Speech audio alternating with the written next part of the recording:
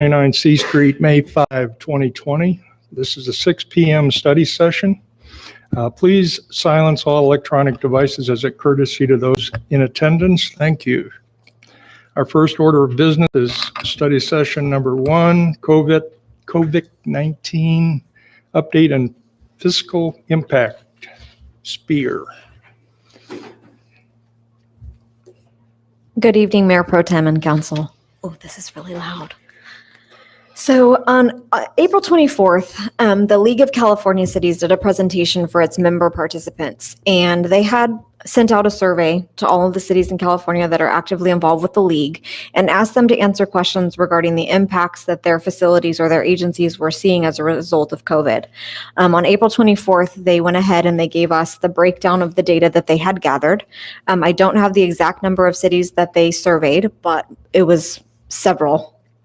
And so I thought that for the benefit of the public and for you as a council, it would be good to hear what the impacts are across the region, across the state, not just specific to the city of Lemoore, because the situation that we are in is not unique to us. I will do my best to answer any questions that you might have. However, a lot of this data came from agencies that were not, obviously, Lemoore. So on the first slide, the key takeaways. They explained that if the economy were to open completely by June 1st, we would still see a $7 billion revenue shortfall for cities across California that is going to extend into the next 2 fiscal years. That's if we opened by June 1st. The governor has said today that by Friday we should see some relaxed restrictions and some businesses will come back online, but to get through the complete phase 4 reopening is probably going to take several more months. So there can be the expectation that the $7 billion will grow. By what extent, we don't yet know. Data is still coming in from what we've seen so far. So this is just something that we're going to need to watch. All cities, regardless of size and geography, are being impacted by COVID, as you well know. And those agencies that have really high dependencies on sales tax and transit occupancy tax are agencies that are going to be hit the most heavily. The city of Lemoore does not receive a lot of money in TOT. Our revenues are approximately $240,000 a year, which is about 3% of our discretionary revenue. However, our sales tax revenues are considerably higher, and we'll get to that a little bit later. 90% of the cities that they surveyed said that they were going to be reducing staff and furloughing staff, so using both mechanisms to try to help shore up the gap. And 72% said they were going to do both. 90% said they would do one or the other. 84% of those cities surveyed said that their police departments were likely to be impacted. We currently in the city of Lemoore are trying desperately not to affect public safety services. So the actions that we've taken thus far have not included those agencies because we want to make sure the public still has their public health and safety standards met. This presentation was built on the premise that we were needing to ask for assistance from state and federal governments to help cities recoup some of the costs or the revenues that we were losing. And we'll talk a little bit more about that on the next slide. So projected revenue shortfalls. We talked about the fact that there could be in excess of a $7 billion loss across the state. 57% of that shortfall is a decline in sales tax. We'll talk a little bit more in a couple of slides about the deferral program that one of the executive orders issued for small businesses and what that does for us. But sales tax accounts for about 26% of our discretionary revenue every year. That was the estimate for fiscal year 20. We budgeted for about $2 million in sales tax revenue. No one really knows what we're going to see. To date, we've collected 1.6, so that's a guarantee. But what happens in our next round of payments is we don't know the impacts of that yet. So we see a lot of our sales tax come in from fuel sales. So with decreased consumptions and decreased cost of fuel, one can make the assumption that our sales tax allocations are going to be significantly lower than they have been in the past. Current estimates from HDL, which is the company we use to help us manage our sales tax estimates, is saying at a minimum, we're going to see a $100,000 reduction in the current fiscal year. We've seen estimates over the course of the last couple of months for fiscal year 21, and they range anywhere from 2.2 to 1.7. So right now there's like a $500,000 swing, and everybody's kind of paying attention to this to see what this is going to mean for us. But we just know that we are going to see some impacts from sales tax. We've already talked a little bit about the transit occupancy tax. Whether this is a silver lining or not, I don't know, but we're not a high tourism area, so we don't receive a lot of revenue from TOT. So this isn't going to be something that affects us heavily, but it could. Next slide for the projected revenue shortfalls discusses that on average, an agency is going to see anywhere from 5.3% to a 20% decline in general fund revenues. We went back and did an analysis of 20 years of revenue, going through Zika when it was here in 15-16, Ebola when it was here in 14-15, and all the way back to the Great Recession of 2008-2010. And depending on where you put your finger on the map, our property tax revenues decreased in almost every single one of those situations by approximately 25 to 30%. Sales tax was anywhere from a 5% decrease to a 20% decrease. But this situation on COVID is something that nobody in our generation has ever experienced. They're likening it to the Great Depression, but our economy is so much different than it was then that nobody can really truly pinpoint what the impacts are going to be. So we know that we probably need to budget somewhere in the neighborhood of a 20% decrease if we want to make sure that we're safe. But again, we don't know if that's even going to be enough to cover it. Property tax is a funny thing. So for fiscal year 20, we're likely to receive as much as we budgeted, about 2.5 million, because most of our property taxes have already been paid. The issue is that we're trying to pinpoint how much it's going to be affected based on unemployment. So unemployment numbers are approximately 30 million across the country right now. And as those people don't return to work or struggle to return to work, they're less and less likely to make their property tax payments. And that can affect us going into fiscal year 21 and more likely even into fiscal year 22. Those are long-term effects from this particular situation. Property taxes account for about 33% of the city's discretionary revenue into the general fund. So with regard to sales tax extension and deferrals, the governor issued an executive order that allowed for a 90-day extension for first quarter filings. But more importantly, he also established a 12-month deferral for any business for $50,000. And that meant that an agency or an entity that makes $5 million a year or less in gross sales was eligible to apply for a deferral of up to $50,000. To put that in context, that's every single one of our sales tax generating businesses except 6 within the city. And when they defer those sales tax payments to the state, our 1% that we receive also gets deferred. We're being asked to assume that we're going to receive that money in fiscal year 21 or into fiscal year 22.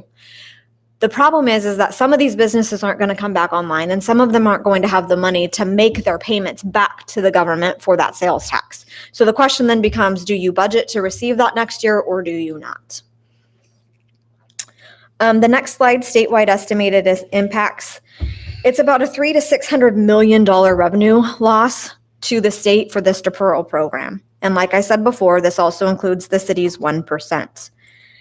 The impact to the general fund revenues and reserves, this is really important to note.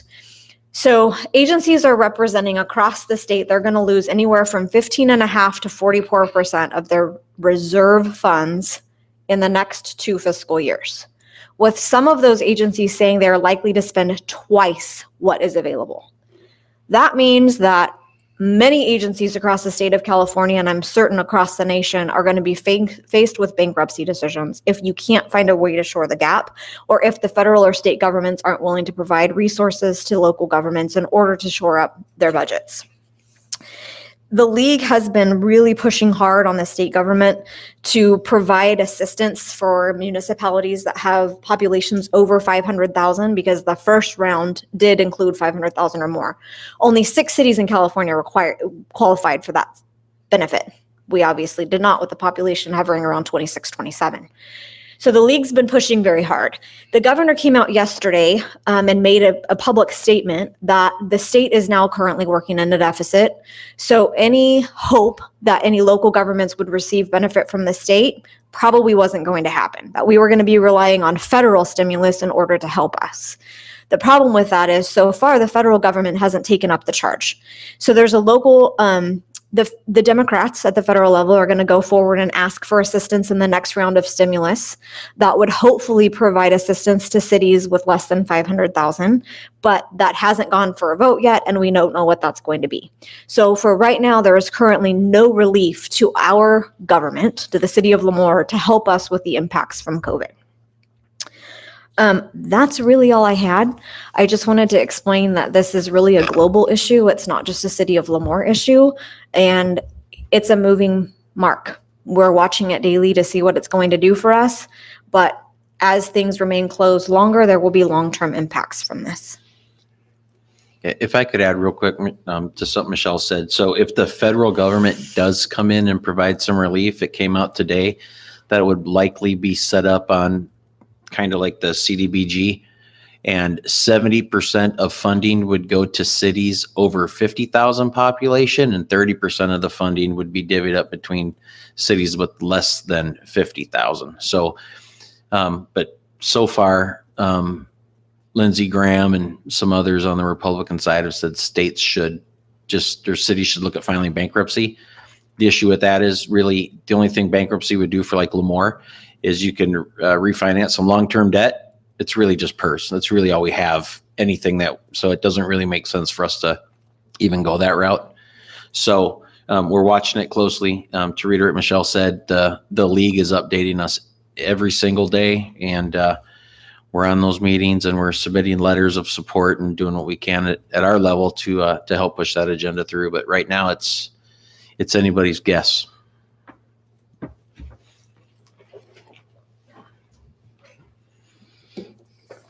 Thank you. That leaves us with the closed session, I guess. So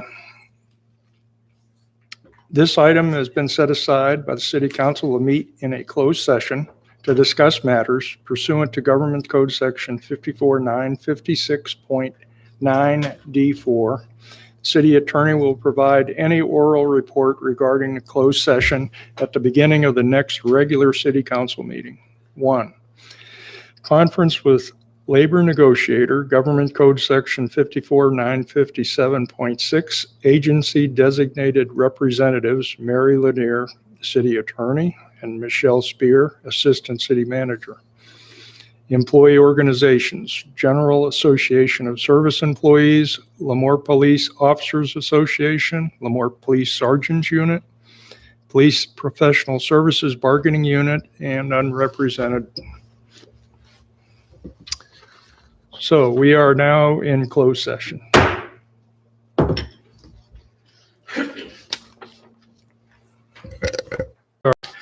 7:30 regular session. And we are now called to order. Please rise for the invocation. Let us pray. Lord, please watch over the mayor and his family during this time of loss. Look over the welfare of our city citizens during the COVID-19 virus. Help our public safety, first responders, and medical staff deal with the stresses of their job and provide wisdom to the city council and staff as we conduct our business meeting. In your name we pray, amen. Pledge of allegiance. I pledge allegiance to the flag of the United States of America and to the republic for which it stands, one nation, under God, indivisible, with liberty and justice for all. Roll call.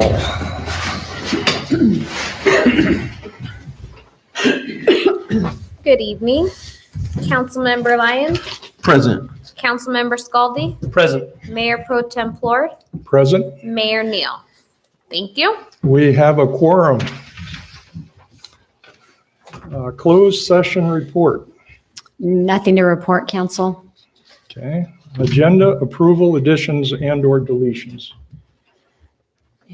No, and no to that one also. Okay. Public comment. I'm going to read the public comment as we have it in our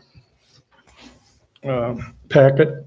For general public comment and comments regarding specific city council business items, all public comments must be received by email no later than 5 p.m. the day of the meeting.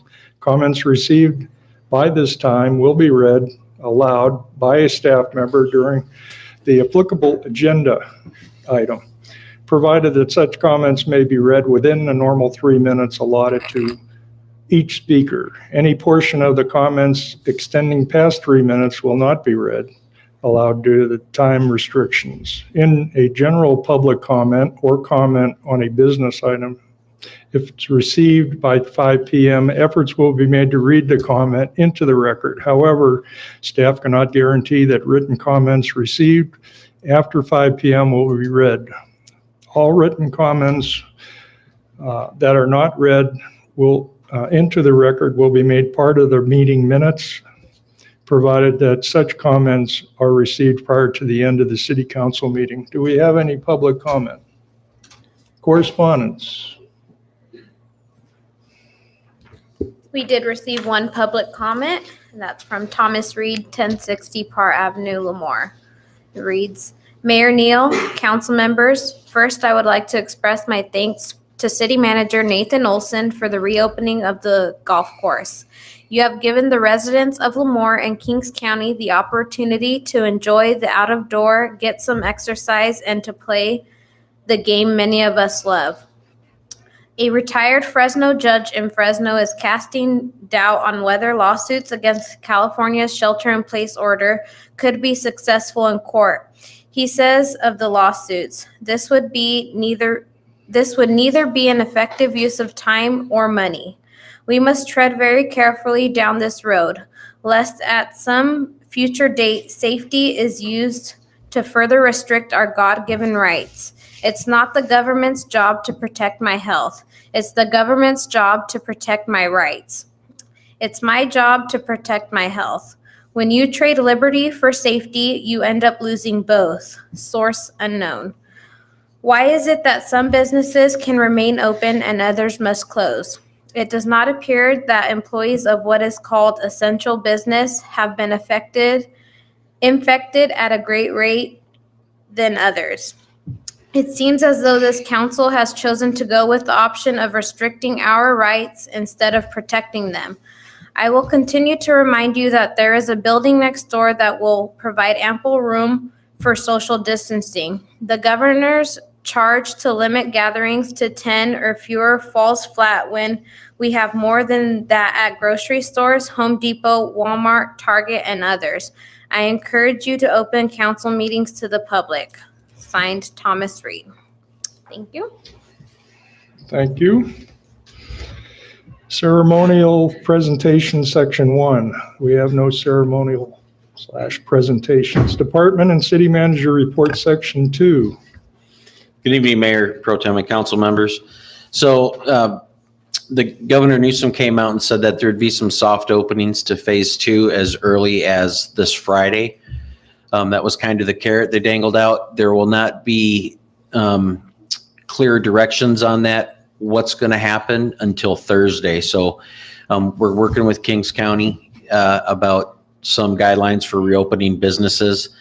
It looks like they're going to do a slow phased approach to phase 2. So instead of retail just opening, it'd be curbside only and things of that nature. The county or the governor did allow that the counties can, if they have a plan in place, can accelerate the opening of stage 2 to further it along if we're at that point, if the public health director can attest to the plan those businesses have. So we're still kind of waiting to see how that plays out and waiting for the guidelines that come out from the state this Thursday. We do have a vacancy on the planning commission. We had a resignation, so that'll be posted for filling. And then there's a planning commission meeting this Monday, and on the agenda for that is a 362 single family housing unit to be out at West Hills College. So they've done everything they can. They're getting the applications in, so it looks like we're finally going to get some houses built out on the west side. So that's it. Thank you. Do we have the infrastructure already built in for those houses? Yes. Outstanding. Thank you. No department head reports? That's it. Okay.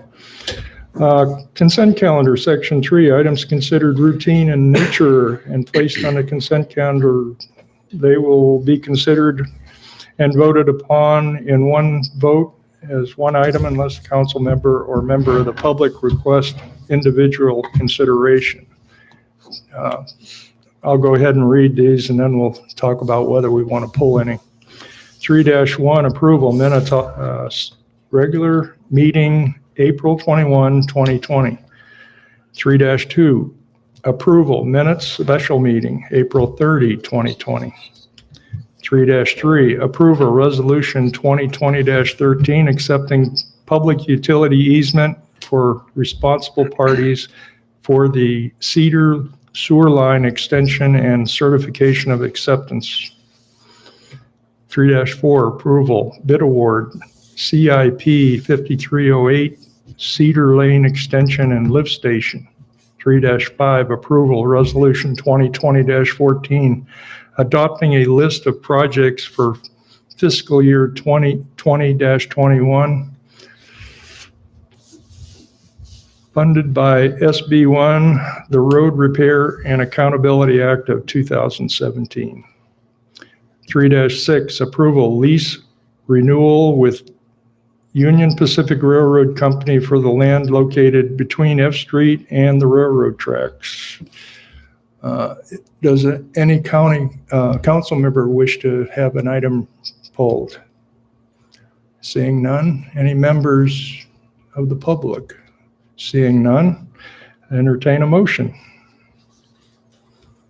I'll make a motion to approve the consent calendar as read. Second. Okay, a motion by Councilmember Scaldi, second by Councilmember Lyons. Any discussion on the motion? No discussion. Councilmember Scaldi. Aye. Councilmember Lyons. Aye. And I vote aye.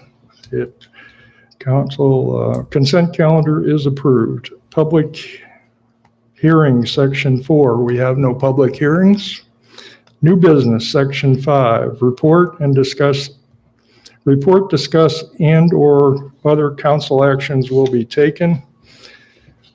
I'm going to consider 5-1 through 5-4 as one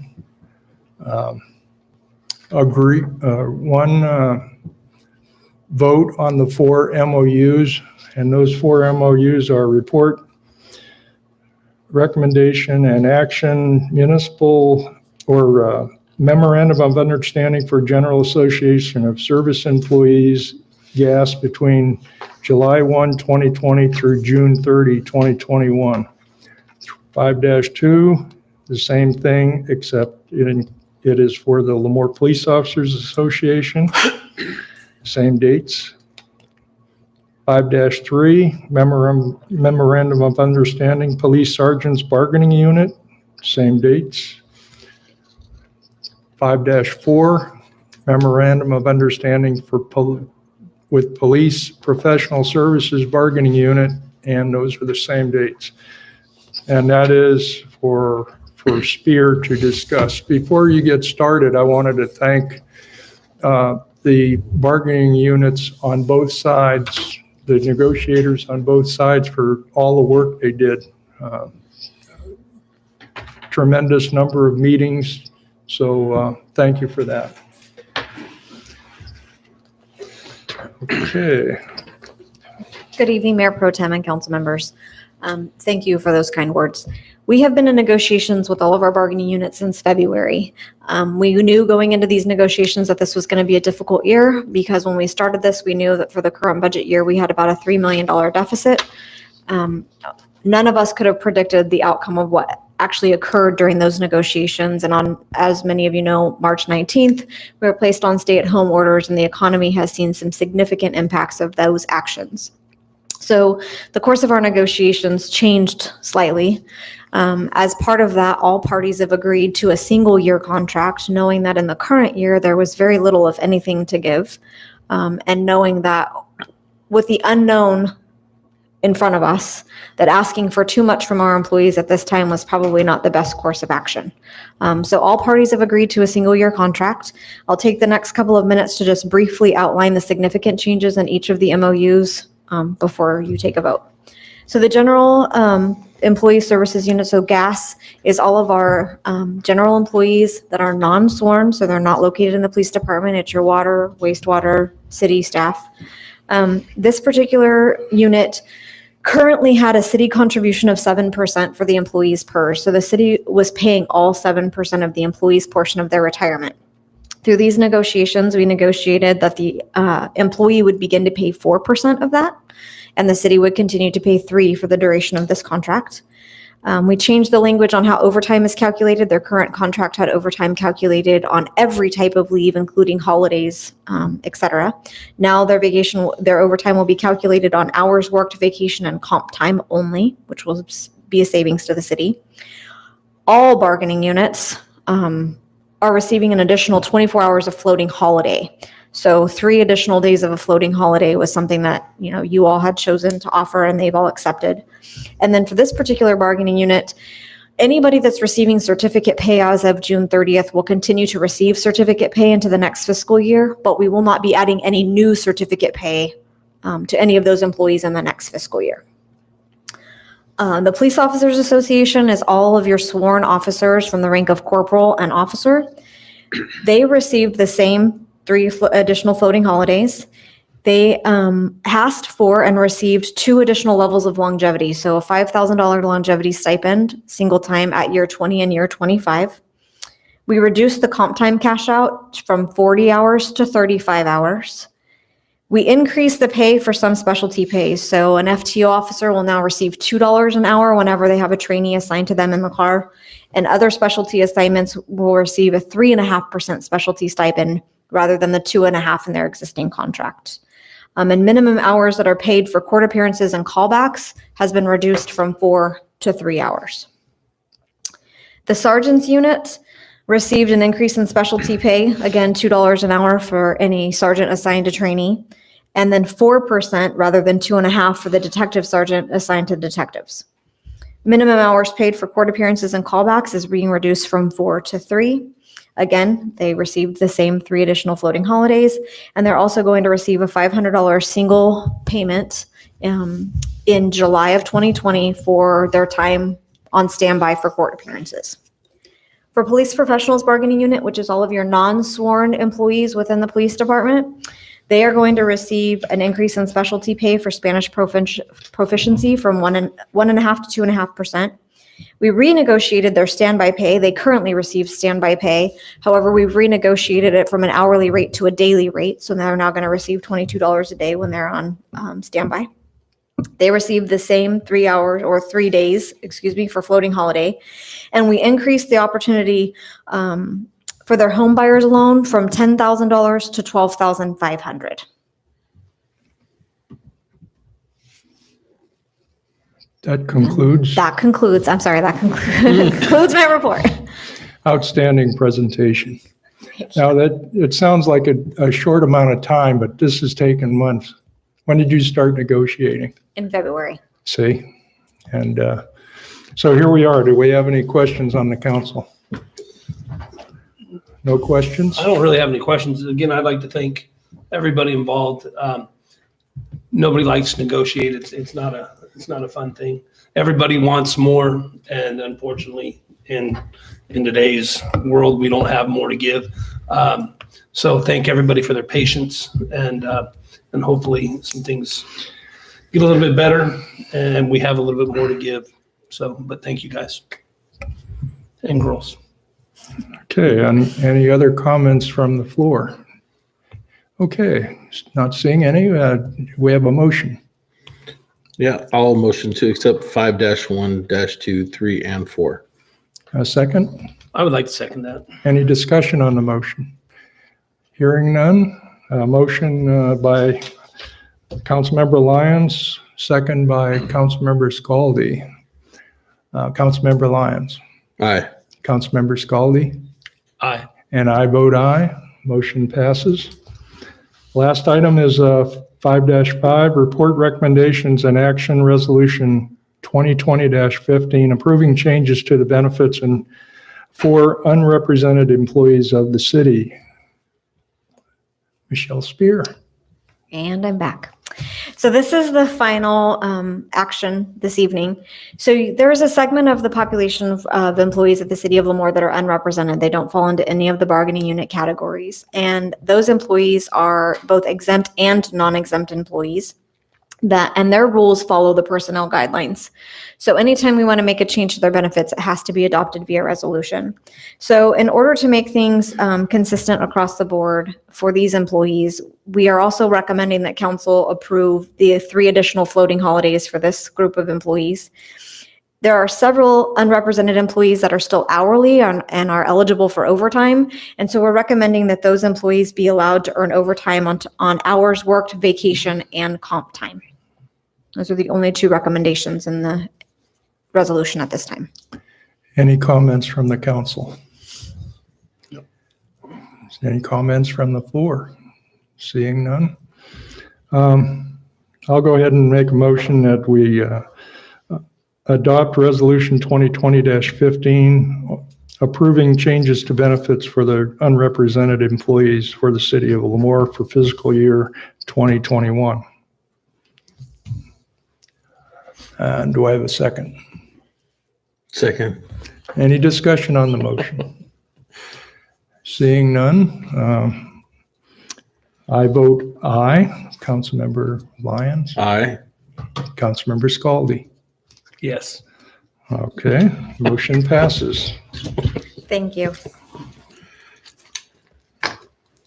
Okay. Our last item is brief city council reports and requests, section 6.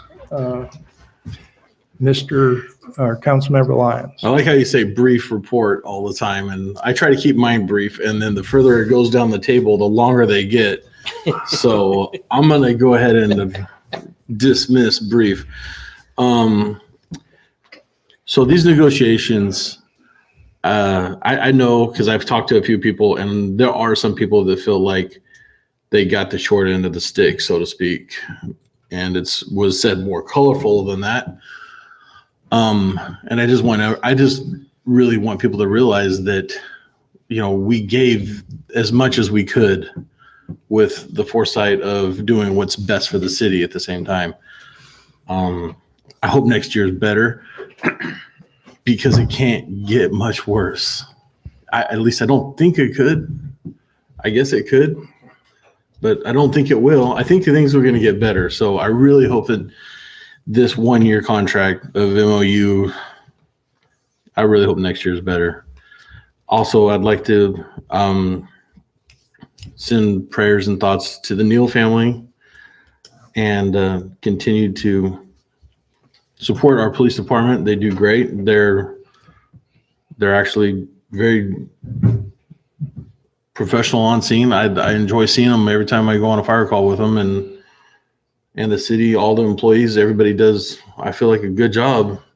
I don't see a lot of the things that people complain about, how, oh, this person's doing nothing, they're standing here doing nothing. I don't see it, but anyways, I'm hopeful for good things. I'm hopeful for good vibes. I'm done. That's as brief as I get. Councilmember Scaldi.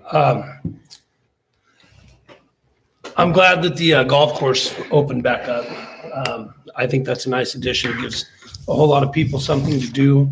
Some other people who might not be into golf, and there's an opportunity, go out and see what Lemoore Golf Course is all about, and you might find a new hobby. I'd like to thank the fire department and the police department for doing what they do for our city, in spite of all the obstacles that they face on a daily basis. I got a thing from the EDC. There is $75,000 that they're giving out to small businesses, 50 or less, starting on May 11th. That has to do with COVID 19 stuff. So you have to have more than 2 employees, less than 50. If you have questions about it, I have a flyer. You can email me, but it starts on Monday, May 11th. And it's on a first come, first served basis. And then, like I said, it's $75,000 for Kings County. So I'd like to see some more businesses definitely get their hands in there and get the money while it's going. Thank you guys for showing up, and those people watching online. Stay safe. Thank you. I've got a few comments. One, I'm glad the golf course is back open. It's open with restrictions, and those should be understandable. I think that the virus is here to stay, and we have to cope with it as best we can. One of the good things this year that's happening is in July, the opening for the city council petitions to run for the seat. They're going to be coming out in July, and then in August, you have to have your paperwork back in. So those people that really have the fire in the belly to make changes in the city, there you have an opportunity to sit up here on the city council and make those changes. We have 4 council seats open. Everybody but District what? 1. District A. Hey, Okay. So Number if one. you go to the city council or if you go to the city website, you'll find a district mapped in there. And if you live within those districts, everything but A, consider running for the council. It's a good experience, and you learn a lot. You find out how the city runs, we do the best we can. When you're talking about negotiations like we had tonight, negotiation should be a win-win. Well, sometimes we can't give everybody what they want, and we do the best we can. And that's what happens on the city council. You have to make decisions. And so when we made decisions, it's unfortunate, but sometimes we have to do what we have to do with. And we just don't have it. We did the best we could, and they did the best they could, and they got what we could afford to give because we represent the citizens. So with that, I don't have anything else to discuss. Our next regular meeting will be on May the 19th. We are adjourned.